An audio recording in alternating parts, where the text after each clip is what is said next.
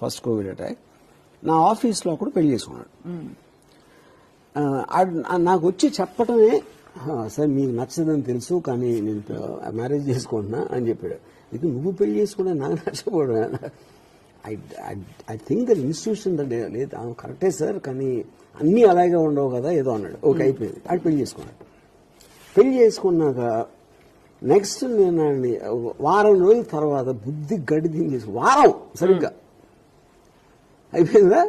Next Covid వచ్చిన తర్వాత lockdown వచ్చాక, సార్ నేను భగవంతుడు ఉన్నాడు, నేను పూజ చేశాను రోజు పెళ్లి అయిన తర్వాత, ఎందుకు నా నించోని కోవిడ్ తోటి ఇప్పుడు మా ఆవిడ అక్కడే ఉండిపోయింది, ఇప్పుడు కొంచెం హ్యాపీగా ఉంటున్నాయి వాళ్ళ ఇంట్లో అంటున్నాడు.